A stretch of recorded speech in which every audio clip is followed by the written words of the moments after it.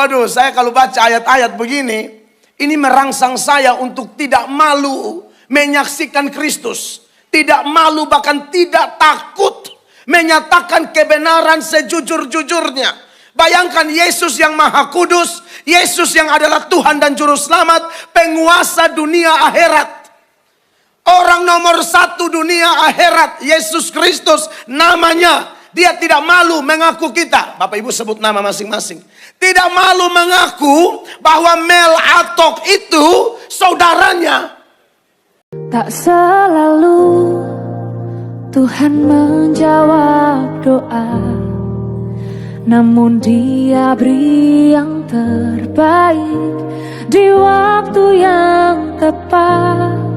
Kita satu dalam doa. Terpujilah Allah, penguasa, pencipta alam semesta, Allah yang maha besar dan dahsyat. Tapi Allah yang memutuskan memilih kami, orang-orang tidak layak, Engkau layakkan menjadi milik kesayangan-Mu. Kami ada di hadirat-Mu untuk memuji menyembah-Mu sebagai bentuk syukur kami, karena kami sudah diselamatkan.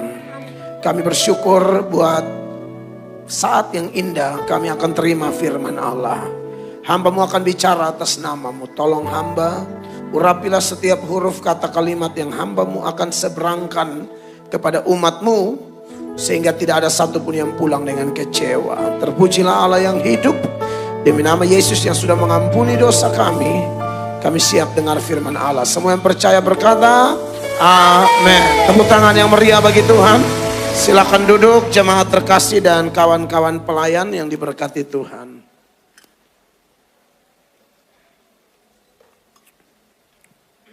Mari kita buka Injil Matius, saudara-saudara, pasalnya yang ke-22, ayatnya yang ke-14. Injil Matius pasal 22, ayatnya yang ke-14, ayatnya pendek. Mari kita baca sama-sama dalam hitungan ketiga. 1, 2, dan 3. Sebab banyak yang dipanggil tetapi sedikit yang dipilih. Saudara-saudara, berdasarkan Matius pasal 22 ayat 14 ini, saya akan membahas satu tema, yaitu orang-orang pilihan Tuhan Yesus Kristus.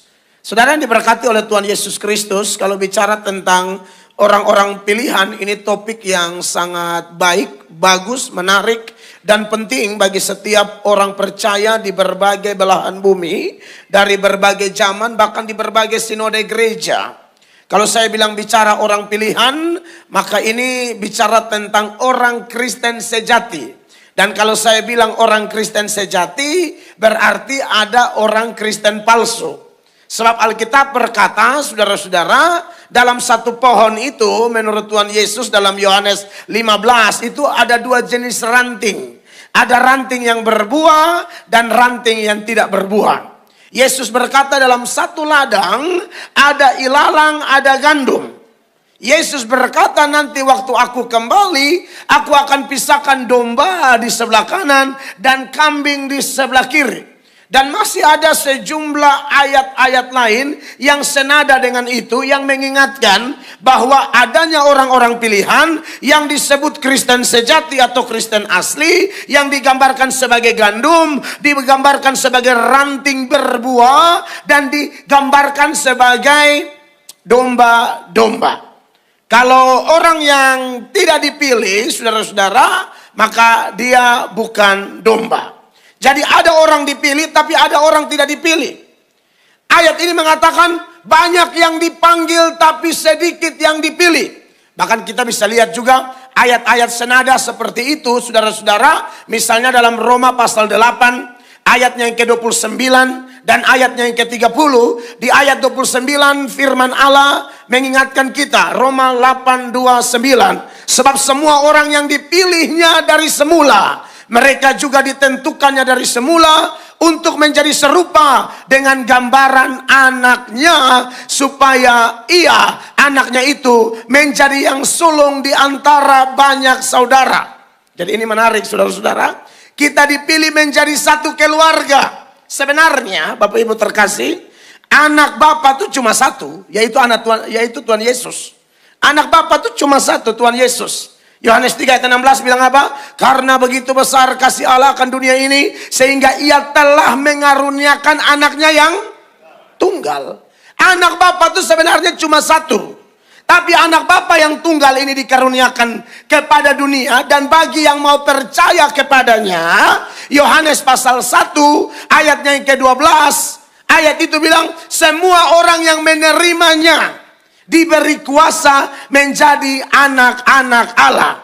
Anak Bapa cuma satu, Tuhan Yesus. Tapi siapa yang percaya kepada Tuhan Yesus, dipilih, diadopsi, diangkat menjadi anak-anaknya juga. Maka kita kemudian menjadi satu keluarga, sehingga Yesus yang harusnya anak tunggal sekarang menjadi anak sulung.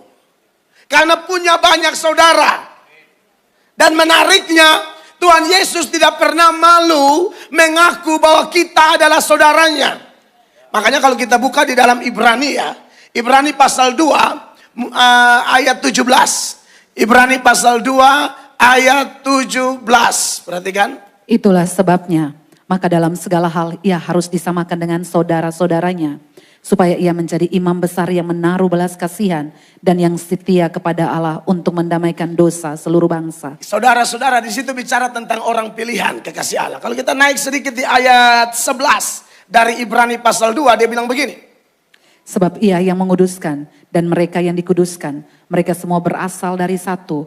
Itulah sebabnya ia tidak malu menyebut mereka saudara. Itulah sebabnya ia tidak malu menyebut mereka saudara. Waduh, saya kalau baca ayat-ayat begini, ini merangsang saya untuk tidak malu menyaksikan Kristus. Tidak malu, bahkan tidak takut menyatakan kebenaran sejujur-jujurnya. Bayangkan Yesus yang Maha Kudus, Yesus yang adalah Tuhan dan Juru Selamat, penguasa dunia akhirat. Orang nomor satu dunia akhirat, Yesus Kristus namanya. Dia tidak malu mengaku kita. Bapak Ibu sebut nama masing-masing. Tidak malu mengaku bahwa Mel Atok itu saudaranya. Padahal Mel Atok ini backgroundnya kotornya minta ampun. Dosanya minta ampun. 8 kali ditangkap, masuk tahanan. Saya ini lalu bertobat jadi pendeta. Kok Tuhan Yesus mau begitu? Mengaku penjahat ini yang sering ditahan karena berbagai kriminal, tusuk orang ulang-ulang, banyak tindakan-tindakan saya yang kacau yang membuat saya harus berurusan dengan polisi, ditahan berkali-kali. Tiap kali ditahan janji bertobat, bebas kumat lagi, tobat, kumat. Tapi kok Tuhan Yesus mau pilih gitu loh Bapak Ibu terkasih. Wow, ini kan mengherankan. Saya tidak bisa membayangkan kalau Tuhan memilih Anda dan saya seperti ibu-ibu pilih tomat di pasar. Ibu-ibu yang biasa pilih tomat, pilih terong, pilih mentimun di pasar, pasti tomat-tomat terbaik dong. Mana ada tomat busuk, biru-biru sedikit, udah hitam, udah lembek-lembek, digeser semua. Kalau Tuhan pilih kita seperti ibu-ibu pilih tomat, Bapak Ibu pikirkan deh, kira-kira kita dipilih nggak? Saya rasa saya tidak akan dipilih kalau cara Yesus pilih kita seperti cara ibu-ibu pilih tomat. Tapi kita bersyukur. Amin. Firman Allah berkata dalam Roma pasal 9 ayat 15, dia akan bermurah hati. Kepada siapa dia akan bermurah hati? Dia akan berbelas kasihan kepada siapa dia mau berbelas kasihan. Ya. Jadi itu tidak tergantung kepada manusia. Perhatikan 15. Sebab ia berfirman kepada Musa, Amen. Aku akan menaruh belas kasihan kepada siapa aku mau menaruh belas kasihan. Dan aku akan bermurah hati kepada siapa aku mau bermurah hati. Iya. 16, perhatikan. Jadi hal ini tidak tergantung pada kehendak orang atau usaha orang, tetapi kepada kemurahan hati Allah. Haleluya. Beri tepuk tangan dulu bagi Tuhan Yesus yang mau memilih kita. Sebab kalau saya pribadi aja bercermin dari sejarah hidup saya, maka saya melihat, aduh, tidak pantas jadi pendeta. Tidak pantas pegang mikrofon lalu bicara atas nama Tuhan, kutip ayat, tuntun jemaat. Sepertinya tidak layak. Tapi itulah Tuhan. Siapa yang anggap yang tidak layak ini, itu kalau Tuhan mau pilih, siapa mau lawan? Amin. Tuhan mau pilih mantan pembunuh seperti Paulus, suka-suka dia. Tuhan mau pilih itu perempuan pelacur di Parigi Yakub yang lakinya ada 5, itu laki orang semua. Bukan lakinya, laki orang, saudara-saudara. Dirampas, itu pelakor dari zaman para nabi. Pelakor ini bukan ada pada zaman sekarang. Dari zaman rasul-rasul, dari zaman Tuhan Yesus, pelakor sudah banyak. Ada pelakor di sini? Kalau ada, setelah ini kita foto bersama ya. Nah, saudara-saudara yang diberkati oleh Tuhan Yesus Kristus, ini menarik untuk kita renungkan bersama. Nah, omong-omong tentang orang pilihan Tuhan Yesus Kristus ini, mengingat waktu kita ini kan tidak banyak, habis ini harus ibadah ketiga toh. Kalau saya khotbah di gereja tempat saya melayani, itu 1 jam sampai lebih. Ya, tapi di sini dimaklumin parkiran, ya kan? Kasihan ibadat berikutnya. Nanti kalau ibadah terakhir, nah itu bisa dipanjang-panjangin, kan gitu. Saya khotbah sampai 4 nih. Bapak Ibu yang diberkati oleh Tuhan Yesus. Nah, ngomong-ngomong tentang orang-orang pilihan Tuhan Yesus, saya akan kaitkan dengan beberapa hal pada kesempatan ini. Yang pertama, orang-orang pilihan Tuhan Yesus Kristus itu tidak bisa dipisahkan dari yang namanya berkat. Nah, omong-omong tentang berkat, saudara-saudara, berkat itu ada 2. Ada berkat rohani, ada berkat jasmani. Dua-dua dari Tuhan. Dan tidak ada yang salah dengan berkat, saudara-saudara. Hanya saja saya mau kasih tahu bahwa berkat jasmani itu dibanding berkat rohani lebih luar biasa. Kenapa? Karena berkat jasmani itu ada limitnya. Kapan? Sejak kita lahir, kita mulai merasakan manifestasi dari berkat-berkat jasmani.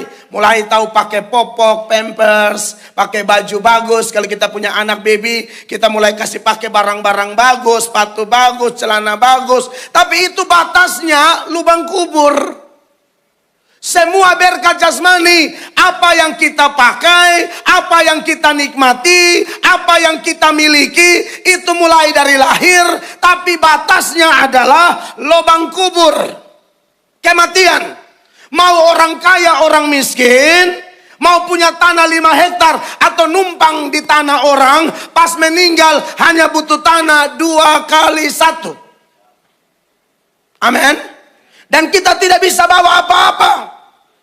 Pengkhotbah pasal 9 ayat 14 dan 15. Ayat 14 pengkhotbah bilang begini, saudara-saudara.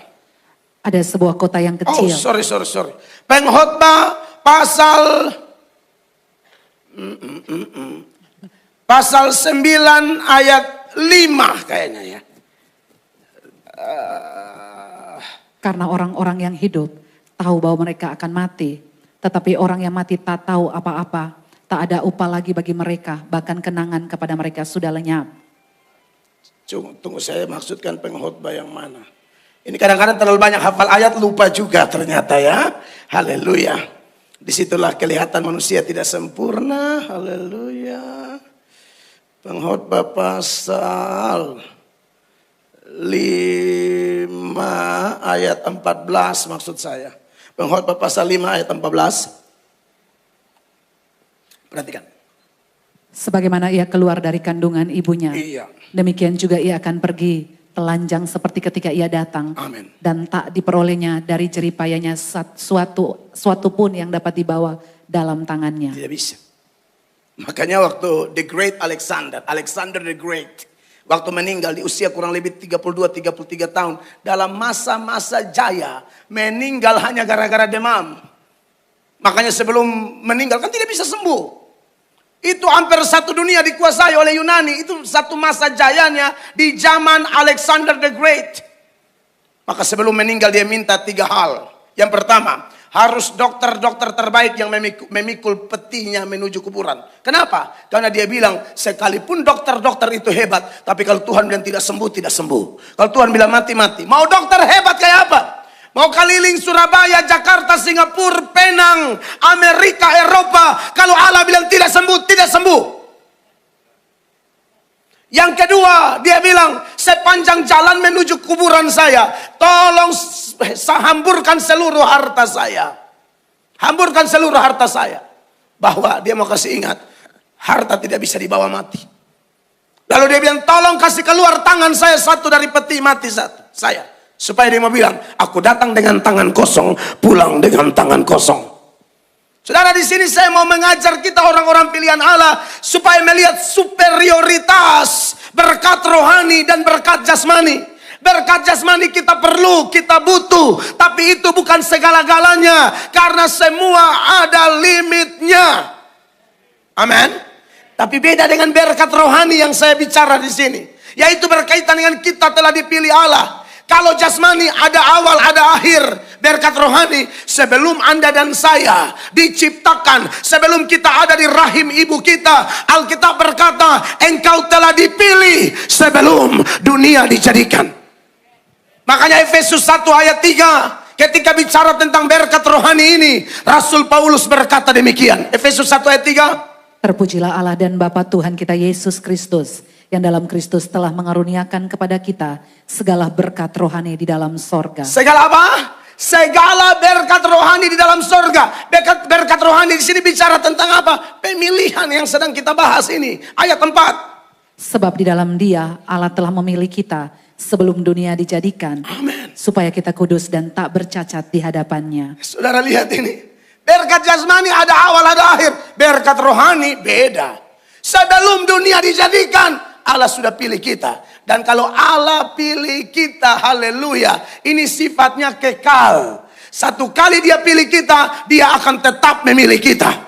Satu kali dia tidak kenal orang, dia tidak akan kenal orang itu. Satu kali dia kenal orang, orang itu tidak bisa dipisahkan lagi. Dari mana saya tahu ini? Atau dari mana kita bisa tahu? Ada orang-orang yang tidak dipilih, tapi ternyata sibuk dalam pelayanan. Ada. Tadi ibadah satu saya bicara Yudas. Itu sangat sibuk, tahu-tahu penjahat. Saya harap di sini tidak ada pelayan-pelayan begitu. Kalau ada, firman ini datang untuk kamu. Harus bertobat. Jangan buang-buang energi di gereja, tahu-tahu masuk neraka. Matius 7 ayat 21 sampai 23. Orang datang dan berseru, Tuhan, Tuhan, aku bernubuat demi namamu. Aku bikin mujizat demi namamu. Aku usir setan demi namamu. Itu pelayanan kelas berat semua loh. Bernubuat, usir setan, bikin mujizat. Bukan pelayanan kecil-kecil itu. Besar menurut ukuran manusia. Tapi di ayat 23, sungguh menyedihkan saudara-saudara. Apa kata Yesus di ayat 23? Bagi para pelayan-pelayan palsu itu, atau orang-orang tidak dipilih, tapi ramai di gereja. Dia bilang apa? Pada waktu itulah aku akan berterus terang kepada Pada mereka. waktu itulah aku akan berterus terang kepada mereka. Dan berkata, Aku tidak pernah mengenal kamu. Aha. Enyalah daripadaku kamu sekalian pembuat kejahatan. Dia tidak bilang aku tidak. Oh dulu aku kenal kamu, sekarang aku tidak kenal. Enggak, baca ayat ini baik-baik. Aku tidak pernah kenal kamu. Enggak ada ayatnya. Dulu aku kenal kamu, dulu aku tahu kamu. Enggak, aku tidak pernah kenal kamu. Makanya saya omong, satu kali dia tidak kenal, dia tidak kenal. Tapi satu kali dia pilih, tidak ada yang bisa ganggu gugat kita. Ini berkat rohani. Satu kali dia tetapkan kita sebelum dunia dijadikan. Siapa yang mau ganggu gugat kita? Yohanes pasal 10 ya, ayat 26. Kepada mereka yang tolak dia bilang, kalian bukan domba-dombaku. Perhatikan. Tetapi kamu tidak percaya karena kamu tidak termasuk domba-dombaku. Kamu tidak percaya karena kamu tidak termasuk domba-dombaku. Jadi siapapun yang masuk gereja, pendeta khotbah dia tidak percaya, kamu tidak termasuk domba-domba Kristus. Amin. Tapi yang percaya, lihat ayat 27. Perhatikan. Domba-dombaku mendengarkan suaraku. Domba-dombaku mendengarkan suaraku. Tidak ada domba dengar khotbah tidur. Dia harus dengar suara gembala. Amin. Yang tidur-tidur, bangkitlah dan berjalanlah. Tidak ada. Saya lihat wajah-wajah bahwa ini hanya mengingatkan. Ini kan pengkhotbah dari timur, ya kan? Kasihan kalau dari timur memang suaranya begini. Bayangkan kalau dari timur aja Anda tidur. Apalagi dari Surabaya. Sleeping Beauty. Ya kan? Makanya saya tidak bisa. Aduh jangan, bahaya. Karena masalahnya orang pilihan itu domba. Dan domba itu mendengarkan suaranya. Dan aku akan mengenal mereka dan mereka mengikut aku. Iya, aku kenal mereka, mereka ikut aku. Lalu kalau masalah kepastian keselamatan bagaimana?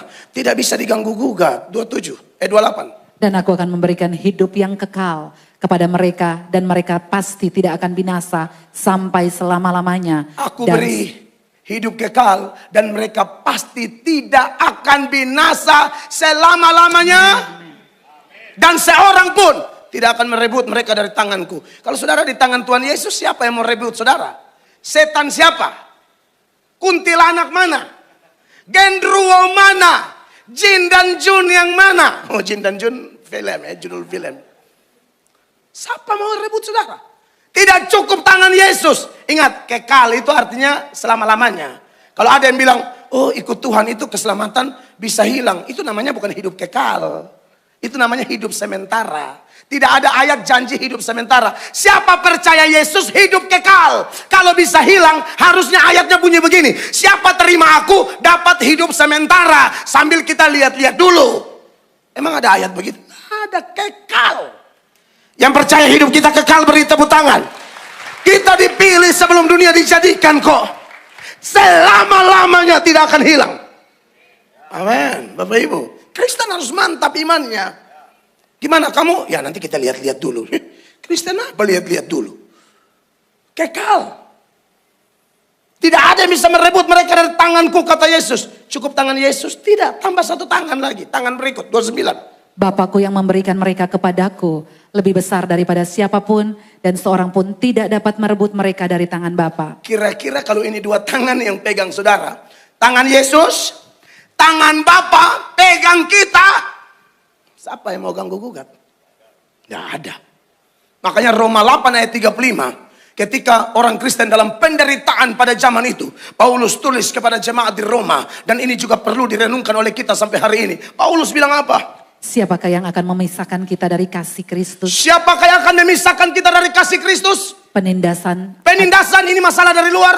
atau kesesakan Kesesakan ini masalah dari dalam. atau penganiayaan Atau penganiayaan. atau kelaparan Yap.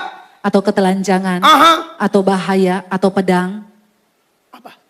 Atau apa lagi? Tambah lagi 38. Lompat 38.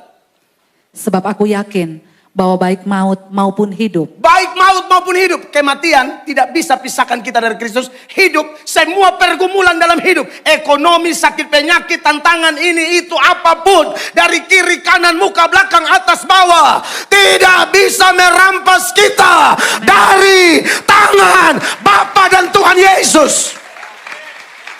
Itu orang pilihan. Keselamatannya harus mantap. Amin. Siapa yang bisa pisahkan kita?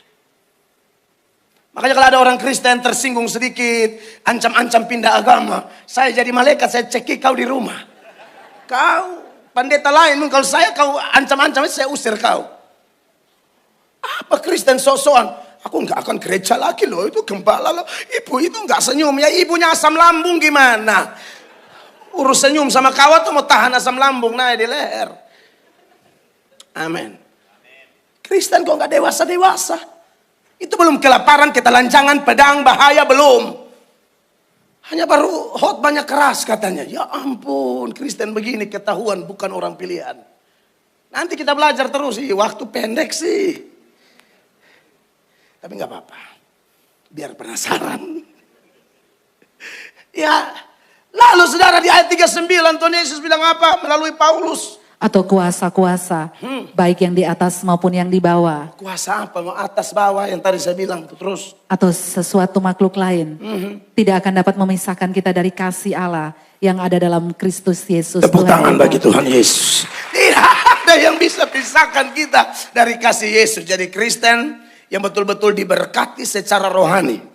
Dengan berkat yang sifatnya kekal kepada kekal. Dari selama-lamanya sampai selama-lamanya. Karena kita ada di tangannya, kita ada di hatinya, kita ada di pikirannya, kita ada di rencananya.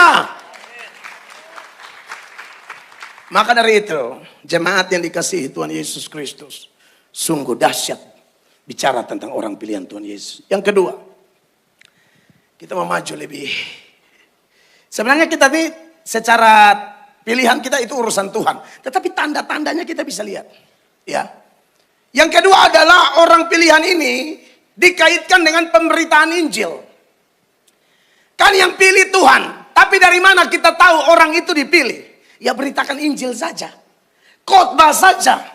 Sampaikan saja, minta terima Yesus, mengaku dosa, terima Yesus, datang padanya. Sebab di bawah kolong langit ini tidak ada nama lain yang olehnya kita beroleh selamat kecuali Yesus Kristus. Karena dia berkata apa? Akulah jalan dan kebenaran dan hidup. Tidak ada seorang pun dapat datang kepada Bapa jikalau tidak melalui aku. Aku jalan, artinya apa? Di luar dia tidak ada jalan. Aku kebenaran, artinya apa? Di luar dia hanya ada kesalahan. Aku kehidupan, artinya apa? Di luar dia hanya ada kematian. Semua orang telah berbuat dosa. Semua orang butuh penebus. Dan penebusnya cuma satu. Satu-satunya. Tidak ada bilang Yesus salah satu. No, Yesus satu-satu. 1 Timotius 2 ayat 5 mengatakan Allah itu Esa, maka Esa pula pengantara antara Allah dan manusia, yaitu manusia Kristus Yesus. Amin. Tidak ada pengantara lain, the one and only. Nah, kita sampaikan aja. Kalau orangnya terima, itulah orang-orang pilihan. Kalau orangnya tolak, itulah orang-orang yang tidak dipilih. 2 Korintus 4 ayat 3. Ayat ini mengingatkan kita sebagai berikut. 2 Korintus 4 ayat 3. Jika Injil yang kami beritakan masih tertutup juga. Ya, tertutup untuk siapa? Maka ia akan tertutup untuk mereka yang akan binasa. Ya, selesai. Jika Injil yang kami beritakan masih tertutup juga. Ya, dia tertutup untuk mereka yang binasa. Siapa mereka? Ayat 4. Yaitu orang-orang yang tidak percaya. Orang yang tidak percaya. Yang pikirannya telah dibutakan oleh ilah zaman ini. Pikirannya dibutakan oleh ilah zaman, hanya cari harta, kesenangan duniawi, kedagingan. Makanya pendeta khotbah nggak masuk-masuk.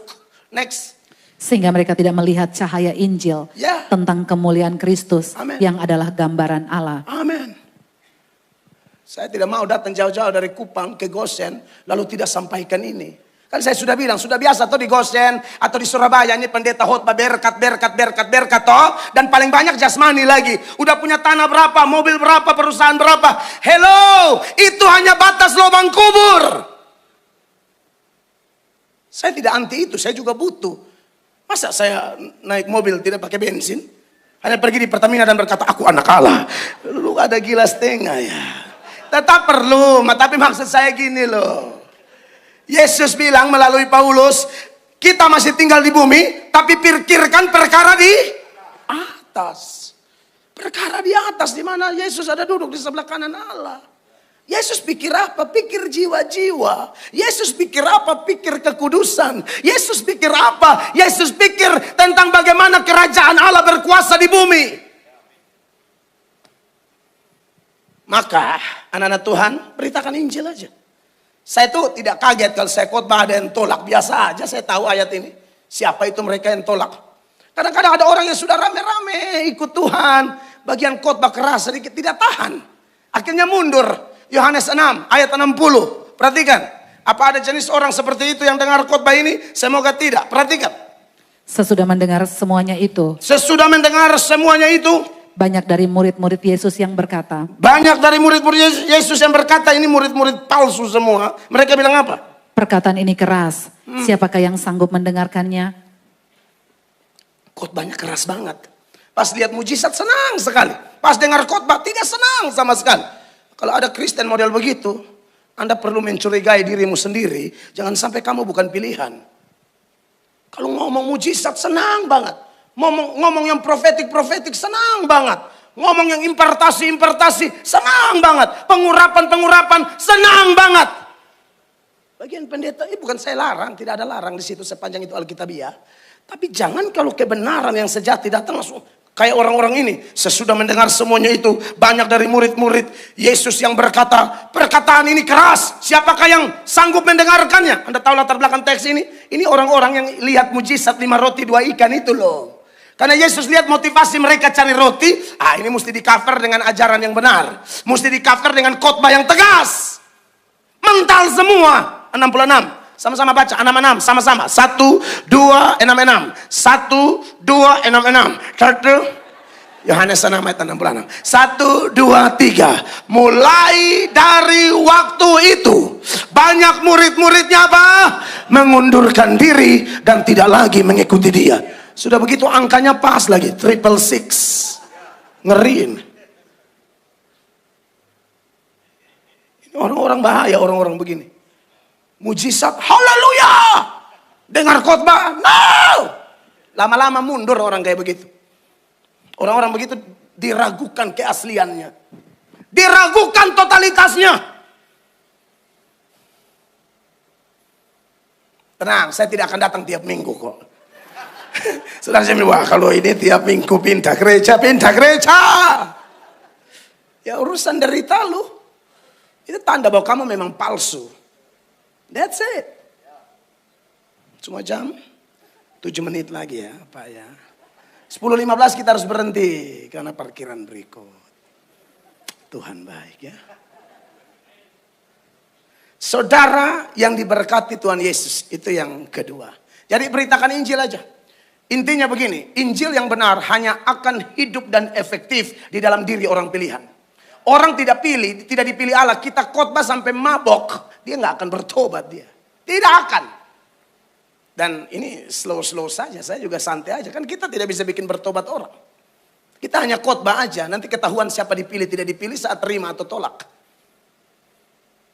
Yang ketiga, bicara tentang orang-orang pilihan Allah, itu tidak bisa dipisahkan dengan peran Roh Kudus.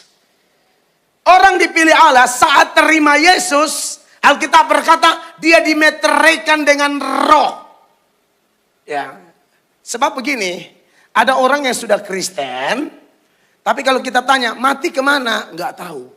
Ada yang bilang mati kemana, ya sorga dong. Tapi hatinya tidak sejalan dengan kata-katanya. Maksudnya, dia bilang saya ke sorga, tapi di hati itu penuh ketakutan. Hanya di mulut supaya kelihatan bukan orang kafir. Mati kemana? Ya sorga lah. Tapi di hatinya.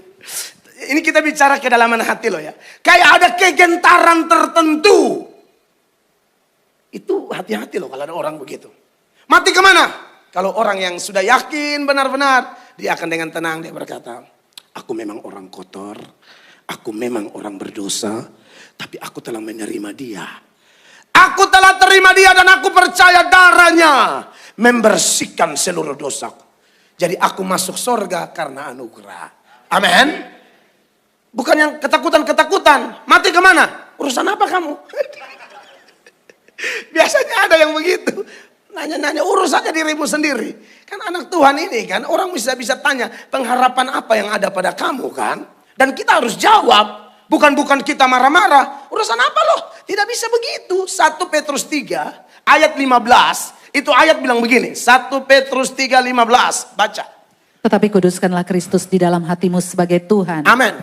Dan siap sedialah pada segala waktu untuk memberi pertanggungan jawab kepada tiap-tiap orang yang meminta pertanggungan jawab dari kamu. Sampai di situ. Siap sedia segala waktu. Kalau ada yang tanya pertanggungjawaban dari kamu. Seputaran apa nih? Tentang apa? Tentang pengharapan yang ada padamu. Yes. Tetapi haruslah dengan lemah lembut dan hormat. Kalau ada yang tanya kamu jangan marah. Kamu mati kemana? Anda tahu lah. Masalah lagi banyak dikejar-kejar koperasi. Lu tanya-tanya mati kemana lagi. Cicilan belum lunas. Anak Tuhan. Orang tanya keselamatan, jangan bahas cicilan. Amin. Apa yang paling bikin surga sukacita? Kalau orang bertobat. Bukan saudara punya tanah tambah banyak, biasa aja kali. Surga tidak tertarik tuh dengan hartamu. Orang dia punya semua. Surga tertarik dengan pertobatan. Surga tertarik dengan kepastian keselamatan. Bukan mobilmu berapa. Sudah ke luar negeri berapa kali. Bukan. Amin. Jadi dalam kaitan dengan Roh Kudus, orang Kristen itu dimeteraikan dengan Roh Kudus. Jadi kalau dia jawab itu bukan dari dirinya, Roh yang bantu dia. Roma 8 ayat 16, sama-sama baca ya. Roma 8 16, 1, 2, 3. Roh itu bersaksi bersama-sama dengan roh kita bahwa kita adalah. Iya, dalam ilmu hukum satu saksi itu bukan saksi. Ini saksinya kita dan Roh Kudus. Jadi bukan kita yang ngaku-ngaku asal bunyi. Aku anak Allah, kayak orang-orang yang ditolak itu. Tuhan, aku bernubuat. Itu ngaku sendiri. Tapi ini roh bantu kita mengaku. Dia bukan hanya bantu kita berdoa, tapi dia bantu kita mengaku, aku milik Yesus. Amin. Makanya orang yang dipilih, Tuhan akan kasih konfirmasi melalui Roh Kudus. Sehingga Anda tuh tahu pasti Anda masuk surga. Di rumah Bapa banyak tempat, satu tempat sebut nama sendiri-sendiri. Kita punya tempat di sana. Ayat penutup, benar-benar penutup. 1 Yohanes 5 mulai ayat 11. 1 Yohanes 5 mulai ayat 11, ayat ini bilang begini. Dan inilah kesaksian itu. Allah telah mengaruniakan hidup yang kekal kepada kita.